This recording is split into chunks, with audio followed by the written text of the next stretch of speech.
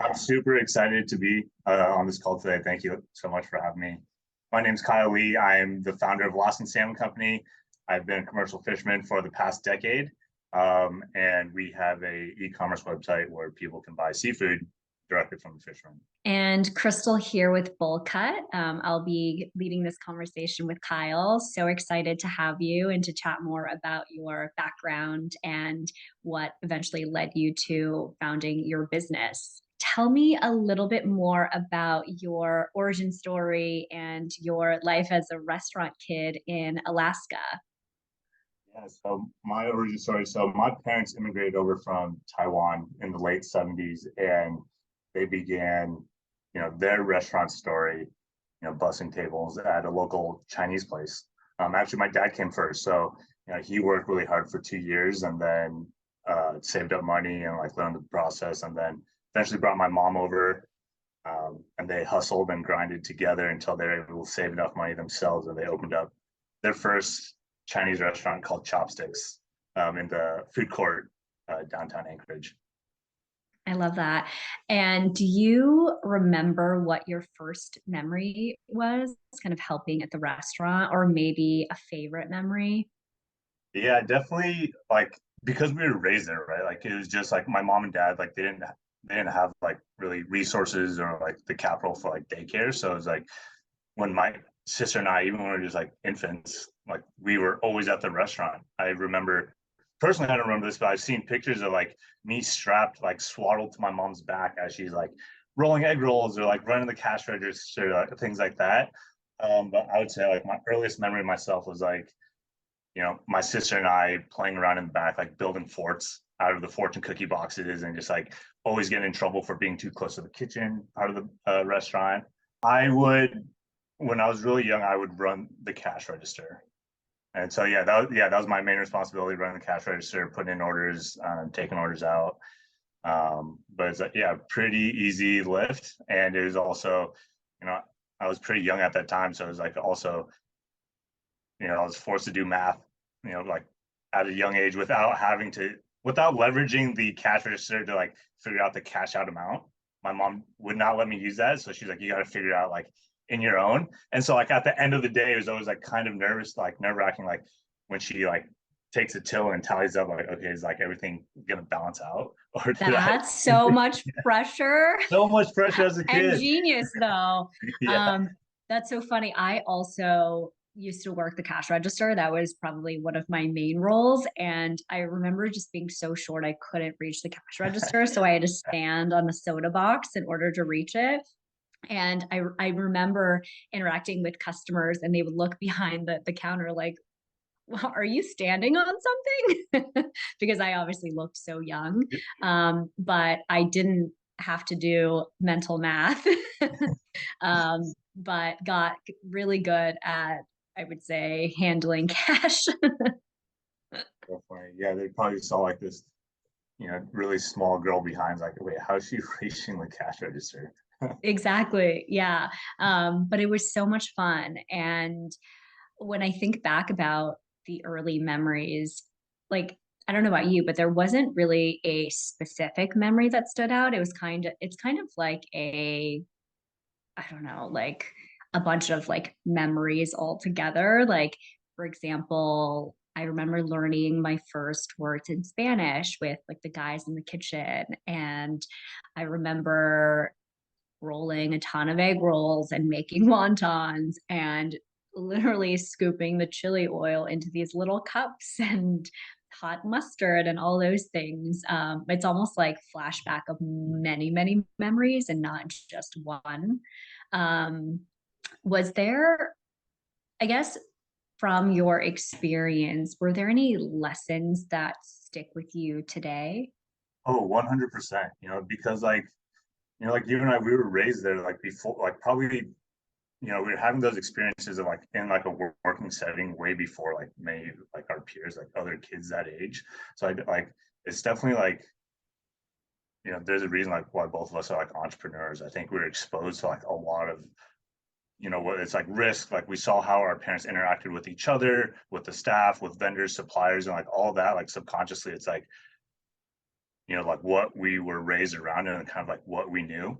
Running the cash register, very quickly we learned like fiscal responsibility, like how money works, which is, really important. And so, yeah, definitely a lot of, all those skills that we learned and that we were around that we might not have been paying attention to at the time, definitely, yeah, for me at least, like definitely shaped who I am today and a lot of the stuff that I do now. Did you ever think you would be in the world of food today? No, especially not seafood, like commercial fishing is typically a multi-generational thing. It's like, oh, my grandpappy fish and my dad fish and now I fish, and so, one of my best friends, their family, they were fishermen. And at the time, I was in college at the time, and like the Deadliest Catch, the TV show was, really Right. popular, and I watched a couple episodes. I was like, damn, those guys are badasses. Like that looks crazy. I was like, I'm young, like I'm fit, I can do that. And so I texted my buddy, I was like, hey, let me come out on the boat for a week. Just let me try it. I can hack it. I can do it. And yeah, I went out there and just had a blast. It was, we were salmon fishing up in Alaska. It was like 70 degrees, like blue skies. We caught a ton of salmon. I was like, wow, like this is a dream. Like this is your job.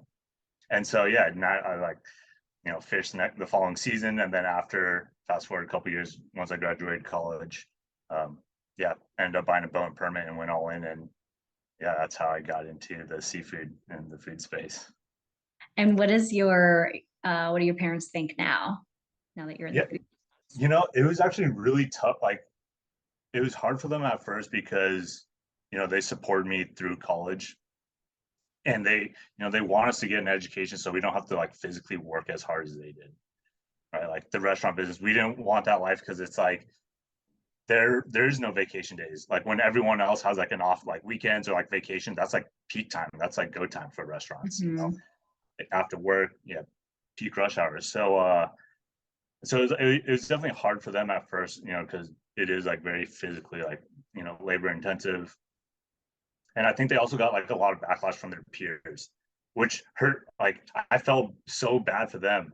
It's like Mhm. their friends like, oh, like your son went to college and then he got a degree, but he's a commercial fisherman now. Mhm. But I was, at the time I knew there was a strong opportunity because, the salmon that we were catching on the boat looked vastly different from the salmon that was like being sold at the grocery stores in Colorado. So I knew there's a disconnect somewhere in the market. And I knew there's an opportunity to like modernize the supply chain, like ship directly to consumers, directly to restaurants. And so, yeah, I just told my parents like, hey, this is like, I have to fish. Like well, one, I want to fish. It's a ton of fun, but there's also this greater opportunity to like, build this um, business. And so I'm going to go after it. Pretty much everyone told me not to do it and advised me against it. But um, I'm only young and physically able to do something like commercial fishing once, and so um, it was no brainer for me. So I bought in and haven't looked back since. Do you think they'll ever be involved in your business? My the first year I was actually commercial fishing, my dad came out on the boat to help, Oh, wow. which was a terrible idea because neither one of us knew what we were doing. Mm. Like I had 1 year of like deckhanding experience before I bought my boat. So like I had never even like changed oil in my car. I had no mechanical experience. I grew up running a cash register, so like when things broke down, which like I had a beater of a boat and like things broke down almost every day, I wouldn't know how to fix it. Mm. And like having my dad there, a father figure, they like all they want is like their kids to like be safe and like, be comfortable and like make sure they're taken care of. But he didn't like, again, like he didn't have mechanical experience either. So it's like both of us were just like sitting ducks in the water. He got so stressed out that summer and he lost so much weight. And he got so skinny. And just from like the stress, and like he also with like fishing, we would fish for like 48 hours or 24 hours straight sometimes. And he would try to like keep up with me. I was like, Dad, like Mhm. take a nap. Like I just have, I can do this. Like it's okay. Like he can take a nap, but he's just like, no, I can help. I can help.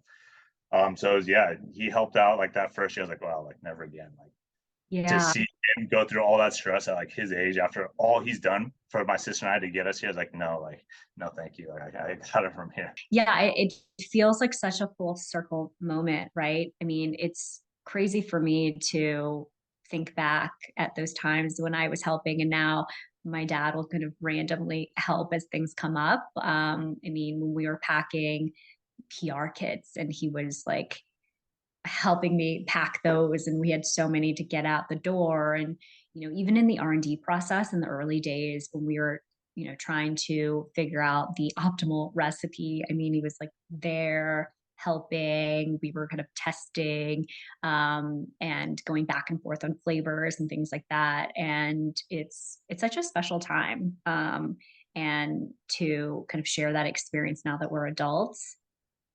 Yeah, definitely.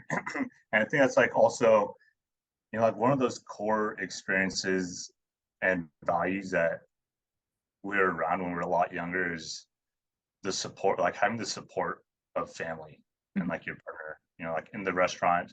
Um, like for my parents, uh, at first they were the only Chinese restaurant in that food court. And then I would say like, maybe in '08, a large fast food chain moved in. Mm. Right? So like their margins are a lot different and like they have the scale of branding and like the marketing, and it's just like shit, all of a sudden their business got cut in half overnight, right? So it's like, That actually happened to us too. We were the really? only one in town, and then one day, this And big, yeah, a bigger big chain showed franchise. up. Hmm.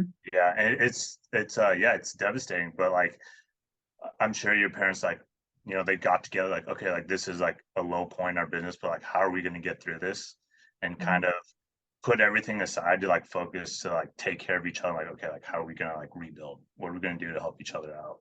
Hmm. And I think is like an awesome, those are like incredible values that we are raised around that transpose through work and like my personal life. If you weren't doing this now, what do you think you'd be doing? Oh, I wouldn't be doing anything else. I mean, I love fishing so much, and how like I'm so fortunate to like be able to call this a job and to be able to. I mean, we sell like when we first started our business, we worked directly with restaurants, and so it was so awesome to like hear their feedback, like how much they enjoy it, and it's like this is salmon is like my pride and joy. Like I work hard to catch the salmon, and to be able to work with people who are just as excited as I am, like Mm. that's awesome. And then now we have this whole consumer side where like we have so many people that DM us on Instagram or TikTok that we're always interacting with. They show us like their recipes, and it's great. I wouldn't be doing anything else. What about you?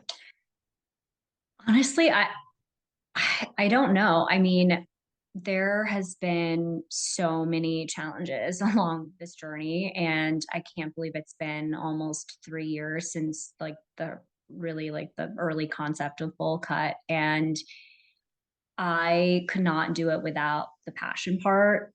I mean, it's just too hard.